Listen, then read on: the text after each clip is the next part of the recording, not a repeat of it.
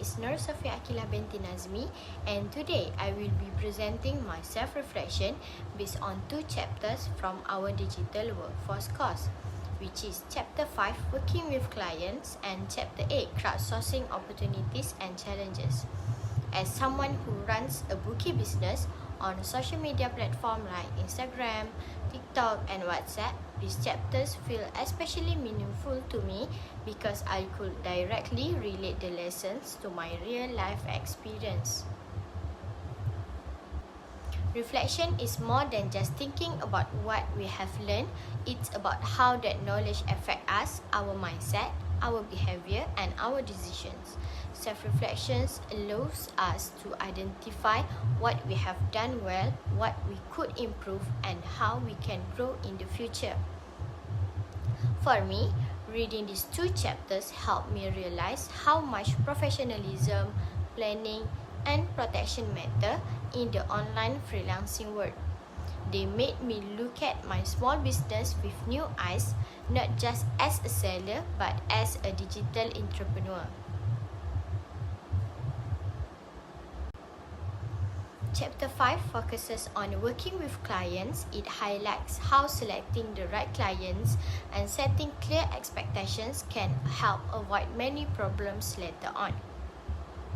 Before this, I used to accept almost every order that came in.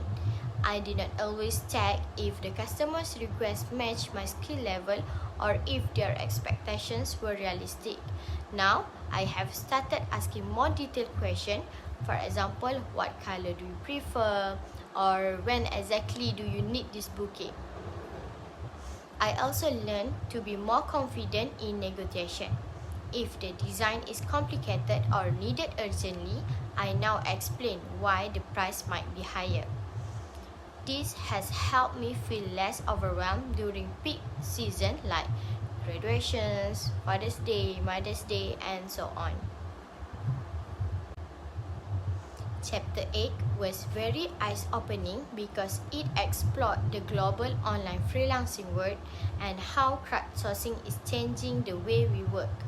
I learned about digital risks like privacy issues, fake clients, and the importance of protecting our intellectual property. As someone who accepts payments and handles orders through social media and online banking, these issues really hit me. I now make sure to keep records of every order, including payment screenshot and chat histories. I also avoid giving out personal information or sending full design before confirmation. Most importantly, Chapter 8 taught me that the future of freelancing is not just about selling, but it's about building credibility, being adaptable, and staying ethical online. After applying the lessons from both chapters, I saw a clear improvement in the way I manage my bouquet business. I now start each order with a set of standard questions so I can understand the client's need before confirming anything. I also started using checklists and tracking sheets so I do not miss important details like payment status or delivery date. For difficult clients or last-minute changes, I now refer to my own terms and conditions. I even make it a habit to send progress pictures before finishing the bouquet. This way, I get their approval yearly and avoid surprises later. This small change has improved my customer satisfaction and reduced unnecessary stress.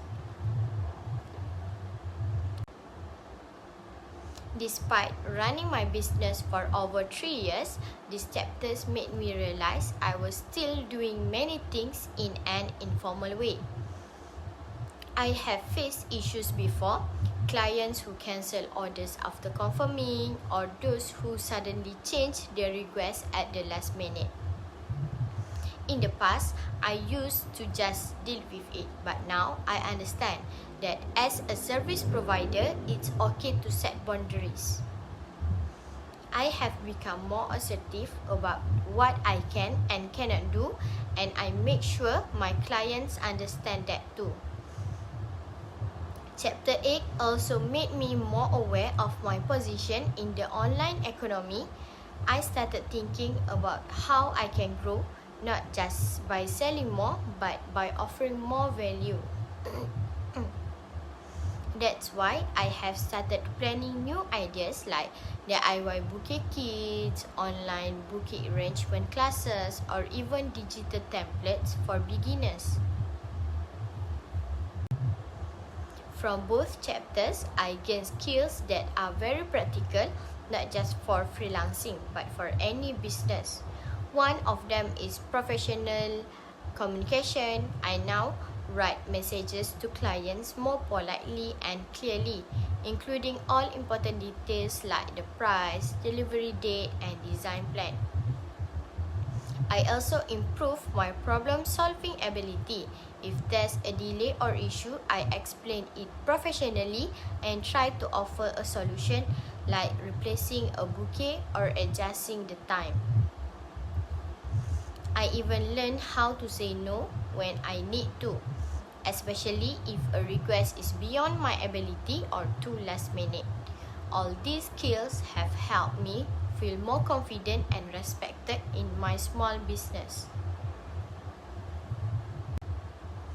Looking ahead, I plan to continue applying these lessons. I want to grow my business not just in terms of profit, but also in quality, consistency, and innovation. I will keep managing my clients carefully, recording all orders properly, and using social media ethically and responsible. I also hope to expand by offering educational content such as bouquet tutorials or business tips for beginners. These ideas are inspired by what I learned about scalability and diversifying income from Chapter 8. One of the biggest benefits of this learning experience is that it changed how I see myself, not just as someone making bouquet, but as a real digital freelancer. I have become more organized, more thoughtful in planning, and more confident in how I present myself online. These chapters help me see that even a small business like mine can be managed professionally and scaled for growth. It's not about being perfect, but it's about being intentional and consistent. On a deeper level, I also experienced intellectual growth. Chapter 5 made me think more critically about who my ideal client is and how to maintain a good relationship. It showed me that successful freelancing is about more than just completing orders. It's about long-term trust and branding. Chapter 8 encouraged me to see the bigger picture. The online freelancing world is competitive, but also full of opportunity if we are creative and ethical. It helped me dream bigger and work smarter.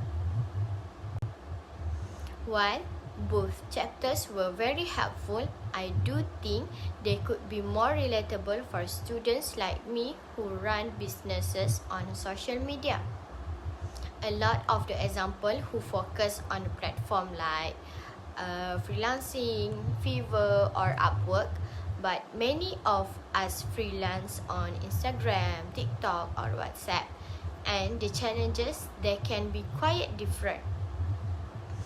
It would also be great to include real-life success stories or interviews with freelancers who built their brands from scratch. In conclusion, Chapter 5 and Chapter 8 have given me more than just academic knowledge. They have given me real-life tools and a new mindset. I feel more ready to face challenges, handle clients professionally, and grow my bouquet business with confidence. I'm excited to apply everything I have learned and to continue improving as a digital freelancer in today's online world. Thank you so much for your attention, and I hope my reflection has inspired people out there.